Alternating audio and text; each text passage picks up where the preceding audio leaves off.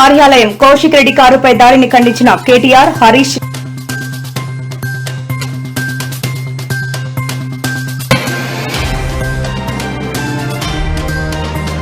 రేవంత్ రెడ్డికి కనీస కనికరం లేదు, హరీష్ రావు ఆగ్రహం.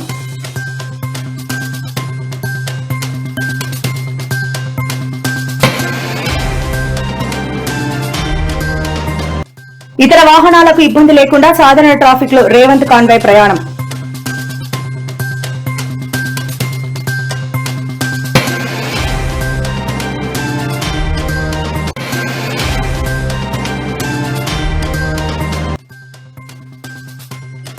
జైలుకు వెళ్లక తప్పదు, హౌసింగ్ అధికారులకు పెర్ని నాని వార్నింగ్.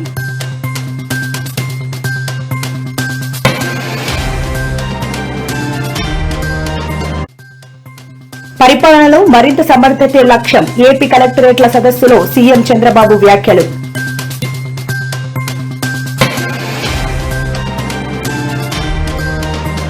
రైతుల కష్టాల్లో ఉంటే కలెక్టర్ల కాన్ఫరెన్స్లు ఎందుకు, మాజీ మంత్రి జోగి రమేష్ మండిపాటు.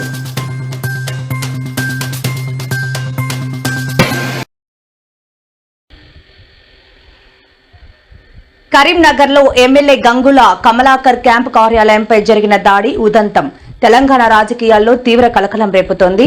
ఈ దాడిలో ఎమ్మెల్యే కౌశిక్ రెడ్డి కారుని కూడా బీజేపీ కార్యకర్తలు ధ్వంసం చేశారు. ఈ ఘటనను బీఆర్ఎస్ అగ్రనేతలు కేటీఆర్, హరీష్ రావు తీవ్ర స్థాయిలో ఖండించారు. ప్రజాస్వామ్యంలో ఇటువంటి భౌతిక దాడులకు తావు లేదని, ఇది అధికార పార్టీ అండతో జరుగుతున్న దుశ్చర్య అని వారు మండిపడ్డారు.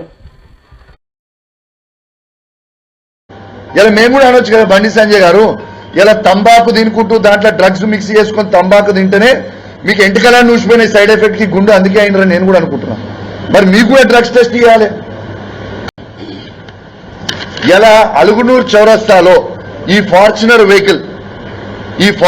వెహికల్ యూపీ బండి యూపీ 16BC2900 ఈ ఫార్చునర్ ఒక ప్రముఖ న్యాయవాది హైకోర్టులో పనిచేసే న్యాయవాది ఖాళీద్ అనే న్యాయవాదిని 5వ తారీఖున సాయంత్రము 6 నుంచి 7 గంటల మధ్యలో అలుగునూరు చౌరస్తాలో 4 దుండగులు యూపీ బండిలో వచ్చి వెపన్లు పెట్టి ఆ న్యాయవాదిని హత్య చేసే ప్రయత్నం చేసిండ్రు.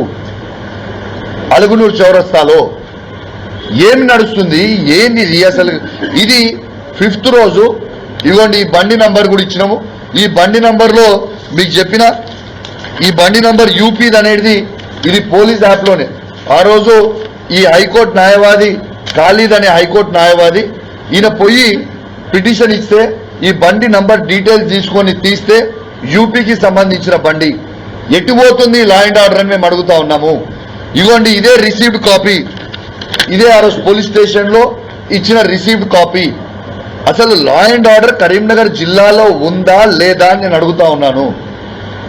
దీంతో పాటు ఆ పిటిషనర్ హైకోర్టు న్యాయవాది ఇక్కడైనా పని చేసుకొని ఏదో పనికి వచ్చిండు, కోర్టులో వాదన చేసుకొని పోతున్న సందర్భంలో అలుగునూరు చౌరస్తా దగ్గర వెపన్స్ పెట్టి బెదిరిస్తే తను పిటిషన్ లో వెపన్స్ తోని బెదిరించిరు అని పిటిషన్ ఇస్తే ఇదే పోలీసు వాళ్ళు ఆ హైకోర్టు న్యాయవాది మీద ప్రెషర్ పెట్టి, ఇదే పోలీసు వాళ్ళందరూ అది సిపి కావచ్చు అక్కడ స్థానికంగా ఉన్న పోలీసు వాళ్ళు ప్రెషర్ పెట్టి మీరు వెపన్స్ అనే వర్డ్ అనేది మీరు దయచేసి యూజ్ చేయొద్దు, ఈ వెపన్స్ వర్డ్ అనేది మీరు యూజ్ చేస్తే మీ పిటిషన్ తీసుకోము అని వారిని బెదిరిస్తే వారు పిటిషన్ ఇచ్చిపోయిన తర్వాత ఇలా హైకోర్టు న్యాయవాది ఇలా హైకోర్టులో వేసిండు. ఏమనేసిండు? నేను ఈ పిటిషన్ నన్ను వెపన్స్ తో బెదిరించిర్రు అనేది నేను పిటిషన్ ఇస్తే పోలీసు వాళ్ళు నన్ను ఇయ్యనియలేదు అని ఇలా హైకోర్టులో పిటిషన్ వేసిండు ఆ న్యాయవాది. సిగ్గు, శరము, లజ్జ, మానం ఉన్నదా అని అడుగుతా ఉన్నాను. ఇది తెలంగాణ రాష్ట్రంలో అసలు లా అండ్ ఆర్డర్ ఎటుపోతుంది? నేను సవాల్ విసురుతున్నావు రై, నువ్వు అన్నావు కదా డ్రగ్స్ అని కేటీఆర్ గారిని. రా, కేటీఆర్ గారు టెస్ట్కి రావడానికి సిద్ధంగా ఉన్నారు, టైం డేట్ ఫిక్స్ చేయి. ఇలా నువ్వు బండి సంజయ్ గారు, రేవంత్ రెడ్డి గారు, కేటీఆర్ గారు ముగ్గురు పోయి ఇలా డ్రగ్స్ టెస్ట్ ఇద్దాం దాండి. ఎవరు డ్రగ్స్ తీసుకుర్రో మేము మనకు తెలిసిపోతుంది కదా ప్రజలకి. ఇలా మేము కూడా అనొచ్చు కదా బండి సంజయ్ గారు, ఇలా తంబాకు తినుకుంటూ దాంట్లో డ్రగ్స్ మిక్స్ చేసుకొని తంబాకు తింటేనే మీకు ఎంటికలని చూసిపోయిన సైడ్ ఎఫెక్ట్ కి గుండె అందుకే అయినరని నేను కూడా అనుకుంటున్నాను. మరి మీకు కూడా డ్రగ్స్ టెస్ట్ ఇవ్వాలి.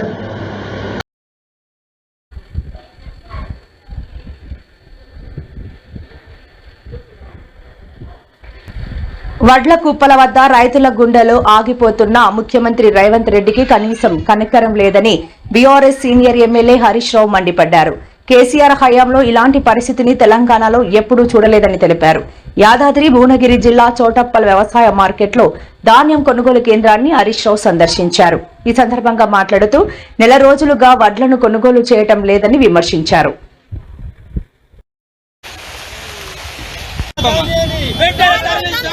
మొత్తం నానిపోయింది సార్. ఏ అధికారులు కానీ నిన్న కూడా మేము ర్యాలీకి వచ్చినాం. ఇక్కడ ఏ అధికారులు కూడా ఇప్పటి వరకు స్పందించడం లేదు. ఇప్పుడు మొత్తం వర్షానికి 1 గంట 2 గంటల నుండి వర్షం స్టార్ట్ అయింది. ఇప్పటికీ కూడా ఎవరు చూడడం లేదు. అక్కడ దానిపైన ధాన్యాన్ని కనీసం చూసిన నాదుడు లేడు. బస్తాలు ఇస్తామని అన్నారు, నిన్న లారీలు పంపిస్తా అన్నారు. నిన్న కూర్చున్న మటుకు ఎప్పిరు అంతే తప్ప ఇవాళ ఏ ఒక్కటి కూడా పక్కకు జరగలేదు, లారీ పోలేదు. ఖచ్చితంగా ఇప్పుడు అధికారులు దిగి రావాలి. కలెక్టర్ గారు వచ్చేదాకా మేము ఇక్కడ నుండి కదిలే ప్రసక్తే లేదు. ఈ రోజు ఖచ్చితంగా నానిపోయిన వడ్లను గానీ మక్కలను గానీ మొత్తం కొనుగోలు చేయాలి. మా రైతులను అందరూ ప్రతి ఒక్కరు నష్టపోతారు. ఈ రైతులను ఆదుకోవాల్సింది ప్రభుత్వం బాధ్యతనే ఉంది కాబట్టి ఖచ్చితంగా ప్రభుత్వం దిగి రావాల్సిందే. ఇవాళ ఉత్తమ్ కుమార్ రెడ్డి గారు ఈ జిల్లాకు సంబంధించిన మంత్రి నిన్న ప్రెస్ మీట్ పెట్టి చాలా మంచిగా వడ్లు కొంటున్నాం, అసలు ఎవరికి ఇబ్బందే లేదు, అసలు మేము కొన్నంత మంచిగా వడ్లు ఎవరు కొంటనే లేరు అని పెద్ద పెద్ద మాటలు మాట్లాడింది ఉత్తమ్ కుమార్ రెడ్డి. అయ్యా ఉత్తమ్ కుమార్ రెడ్డి, నేను ఎక్కడి నుంచో మాట్లాడతలేను, హైదరాబాద్ లో ఏసీ రూమ్ లో కూర్చొని నీ లెక్క మాట్లాడతలేను. నీ జిల్లాలో చౌటుప్పల్ మార్కెట్ లో రైతుల మధ్య రైతులను పక్కన పెట్టుకొని మాట్లాడుతున్నా. ఇగో ఈ అమ్మ ధనమ్మ, ఈ చెల్లె నిర్మల. ధనమ్మ మార్కెట్ కు వడ్లు తెచ్చి 20 రోజులైంది. నిర్మల గారు మార్కెట్ కు వడ్లు తెచ్చి దాదాపు 24 రోజులు అయితా ఉంది. 24 రోజులైనా వడ్లు కొనే దిక్కు లేదు. 30 తారీఖు నాడు మాయిశ్చర్ చూసిండ్రు, ఇవాళకి కూడా కాంటా అయితలేదు. మాయిశ్చర్ పాస్ అయినాక కూడా 8 రోజులైనా కాంటా పెట్టే దిక్కు లేదు. అంటే రైతులు 20 రోజుల నుంచి 30 రోజులు మార్కెట్ లో పడిగాపులు కాస్తా ఉన్నారు. 44 డిగ్రీల ఎండకు మాడిపోతా ఉన్నారు, పిట్టల్లాగా రాలిపోతా ఉన్నారు. నీ ప్రభుత్వం యొక్క చేతగానితనం వల్ల ఇలా రైతులు చాలా కష్టాలు పడుతున్నటువంటి పరిస్థితి వచ్చింది. అంటే వడ్లు అమ్ముకోవడానికి నెల రోజులు పడిగాపులు కాస్తే తప్ప వడ్లు అమ్ముకునే పరిస్థితి లేదు. ముందు మీరు మాయిశ్చర్ చూడడానికి 10 రోజులు తీసుకుంటున్నారు, సంచులు ఇవ్వడానికి 1 వారం రోజులు తీసుకుంటున్నారు, కాంటా పెట్టడానికి 1 వారం రోజులు తీసుకుంటున్నారు. కాంటా పెట్టినాక మిల్లుల దించడానికి ఇంకో 1 వారం రోజులు పడుతుంది. ఆ మిల్లు దగ్గరికి పోయిన తర్వాత కూడా మీకు తాలుందని చెప్పి మిల్లులు 8 సంచులు 4 సంచులు 5 సంచులు లారీకి కటింగ్ పెడుతున్నారు. ఈడ తరుగు తీస్తున్నారు, ఆడ మిల్లులలో కోత పెడుతున్నారు. అంటే ఏం జరుగుతా ఉంది? మీకు వడ్లు కొనడం చేతనైతలేదా? నేను అడుగుతా ఉన్నా ఉత్తమ్ కుమార్ రెడ్డి, నువ్వు హైదరాబాద్ లో కూర్చొని మాట్లాడు కాదు, రా గల్లీలకు రా, రైతులు వడ్లమ్మే కొనుగోలు కేంద్రాలకు రా, మార్కెట్ యార్డ్లకు వచ్చి రైతుల మధ్య రైతుల బాధలు విను, రైతుల కష్టాలు విను, సమస్యలు పరిష్కారం చేయి.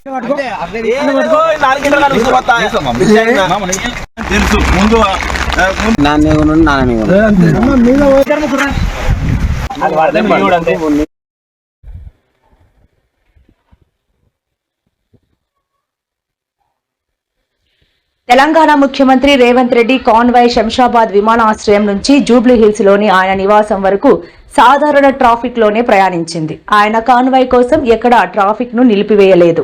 తన కాన్వాయ్ కోసం సామాన్యులను ఇబ్బంది పెట్టవద్దని, వాహనాలను ఆపవద్దని ముఖ్యమంత్రి రేవంత్ రెడ్డి డీజీపీకి ఆదేశాలు జారీ చేసిన విషయం తెలిసిందే. ఈ క్రమంలో ఆయన కాన్వాయ్ సాధారణ ట్రాఫిక్ లో ప్రయాణించింది. విమానాశ్రయం నుంచి తన నివాసం వరకు సాధారణ ట్రాఫిక్ లోనే వెళ్లడం గమనార్హం.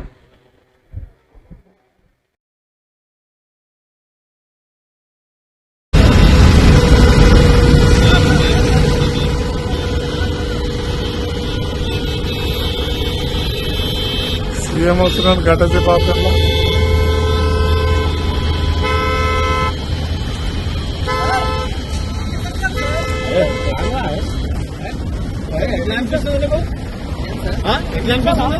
సార్ 10 minutes ఫైన్ అయింది సార్. ఆగాలే ఎవరి కోసం? ఏంటి సార్ ఆగాలి? ఆగాలంటే ఆగాలే మళ్ళీ.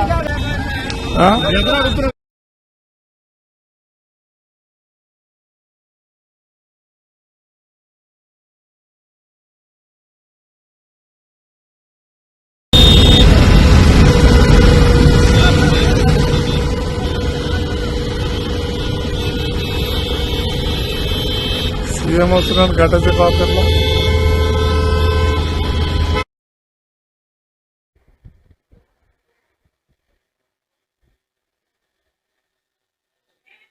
కృష్ణా జిల్లా మచిలీపట్నంలో గత ప్రభుత్వం జగనన్న హౌసింగ్ కాలనీకి కేటాయించిన స్టీల్ ను హౌసింగ్ శాఖ అధికారులు తీసుకువెళ్లారని, తాము అధికారంలోకి వచ్చిన తర్వాత జైలుకు పంపుతామని మాజీ మంత్రి పెర్ని నాని హెచ్చరించిన విషయం తెలిసిందే.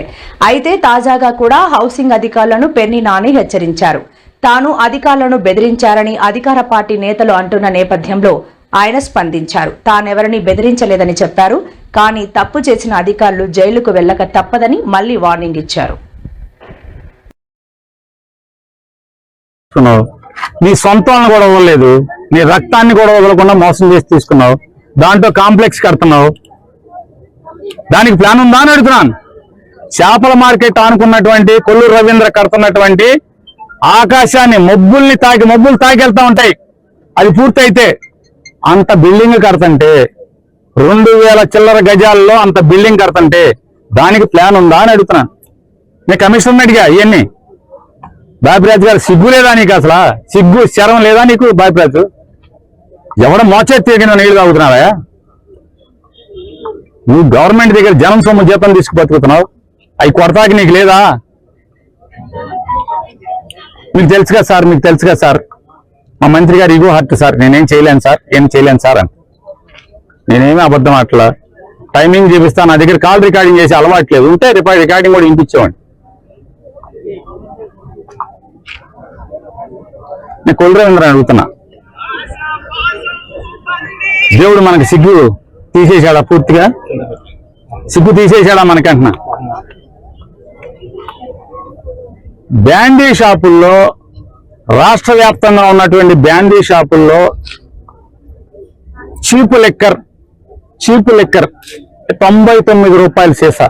అంటే 99 రూపాయలు సీసా. దాన్ని ఏమన్నారంటే ఎఫోర్డబుల్ ఆల్కహాల్, ఎఫోర్డబుల్ లిక్కర్ అంటే దాని పేరు పెట్టాడు కొల్లూరేంద్ర. ఎఫోర్డబుల్ లిక్కర్ 99 రూపాయలు సారా అని ఎఫోర్డబుల్ లిక్కర్. ఆ ఎఫోర్డబుల్ లిక్కర్ మీద అనామతుగా సంపాదించే సొమ్ము చాలట్లేదా అని అడుగుతున్నాను. అది బార్లోలకి, నగరాల్లో మున్సిపాలిటీలో ఉన్న బ్రాండీ షాపులకి అమ్మి, అనామతుగా అమ్మి, డిపోల్లో ఉన్నటువంటి ఎక్సైజ్ అధికారులు నువ్వు కలిసి పంచుకుంటున్న డబ్బులు చాలటం లేదా అని అడుగుతున్నాను. దాన్ని బార్లో, బ్రాండీ షాపుల్లో లూజులో ప్రీమియం దాంట్లో కలపటానికి వాడుతున్నారన్న సంగతి నీకు తెలిసే ఇంత సంపాదించుకుంటున్నావు. పాపపు సొమ్ము 1.5 కాదు కదా. మాచవరంలో కాంప్లెక్స్ కొనుక్కున్నావు. కైకలూరులో ఉన్నటువంటి నీ ఏజెంట్ ఉన్నాడు కదా, నీ ఏజెంట్ అప్పుచెప్పి కొనుక్కున్నావు. హైదరాబాద్లో విల్లా కొనుక్కున్నావు, బెజవాడలో కొనుక్కున్నావు, ఇల్లు కొనుక్కున్నావు, బందరకోటలో కడుతున్నావు. మీ అత్తగారికి కడుతున్నావు పాతింటి పడేసి. మీ అత్తగారి ఇంటి ఎదురుకుండా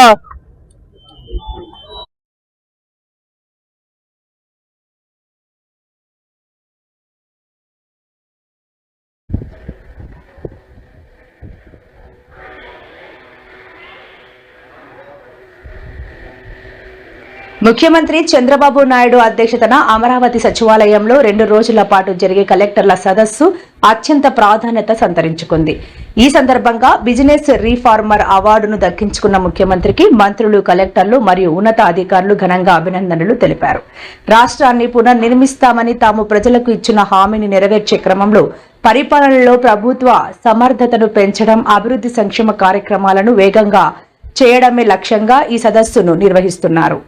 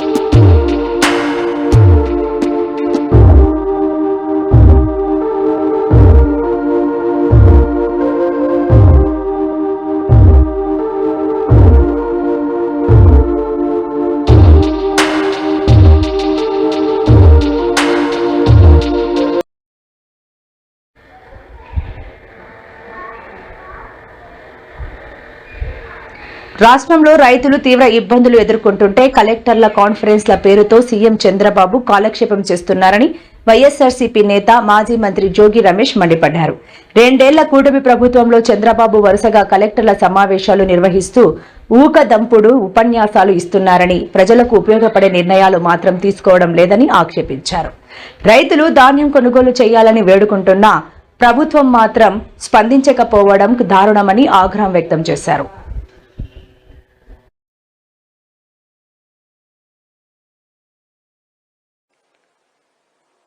దీనావస్థలో, దిక్కుతోచని పరిస్థితులు రైతన్న పొలం గట్ల మీద కూర్చొని నా ధాన్యం కొనండి, నా ధాన్యాన్ని ప్రభుత్వం తీసుకోమని చెప్పేసి అడుగుతా ఉంటే కనీసం గోనె సంచులు ఇచ్చే పరిస్థితి లేదు. గోనె సంచులు ఇస్తే ట్రాన్స్పోర్ట్ చేసే పరిస్థితి లేదు. ట్రాన్స్పోర్ట్ చేసి తీసుకొస్తే మార్కెట్ యార్డులో 15 రోజుల పాటు రైతన్నల్ని ఇబ్బంది పెట్టి పాపం రైతులు ఆ మార్కెట్ యార్డులో టవలేసుకొని పడుకుంటున్న పరిస్థితులు దేనగాకలు. చంద్రబాబు నాయుడుని అడుగుతా ఉన్నా, నీ సొల్లు ఉపన్యాసాలు మానుకొని కలెక్టర్లందరినీ కూడా ఆ జిల్లాల్లో రైతాంగం పడుతున్న బాధల్ని, వ్యధల్ని, కష్టాలని, కన్నీళ్ళని చూడమని చెప్పి కోరుతా ఉన్నా. వాళ్ళ కష్టాలు తీర్చండి అయ్యా, వాళ్ళ బాధలు వినండి అయ్యా. చెప్పమంటే సొల్లు కబుర్లు చెప్తారు, ఉపన్యాసాలు చెప్తారు. ఎంఎస్పి ప్రైజ్ ఇవ్వండి, కల్లాల్లో ధాన్యాన్ని కొనండి, రోడ్ల మీద ఉన్న ధాన్యాన్ని కొనండి, మార్కెట్లో ఉన్న ధాన్యాన్ని తీసుకొని వెనువెంటనే డబ్బులు చెల్లించమని అడుగుతా ఉన్నాం. ఆ పరిస్థితి అన్ని గాలికి వదిలేసేశారు. ముఖ్యమంత్రి ఏమో కలెక్టర్ కాన్ఫరెన్స్, వ్యవసాయ మంత్రి ఏమో ఎక్కడున్నాడో తెలియదు, 8 మంది మంత్రులేమో సింగపూర్ పోతారు. ఇక్కడ రైతులు ఎవరు పట్టించుకుంటారు? ఇక్కడ రైతన్నాల బాధలు ఎవరుంటారు? ధాన్యం ఎవరు కొనుగోలు చేస్తారు? మొక్కజొన్న ఎవరు కొంటారు? పొగాకు ఎవరు తీసుకుంటారు? మిర్చి, పత్తి, ఈ పంటల్ని ప్రభుత్వం ఉందా? ముఖ్యమంత్రి ఉన్నాడా? వ్యవసాయ మంత్రి ఉన్నాడా అని రైతన్నలు అడుగుతా ఉన్నారు. ప్రతి ఒక్కళ్ళు కూడా రైతుని రారాజుని చేసిన ప్రభుత్వం మాది. ఈరోజు రైతన్నని కన్నీళ్లు పెట్టిస్తున్న ప్రభుత్వం మీది చంద్రబాబు నాయుడు.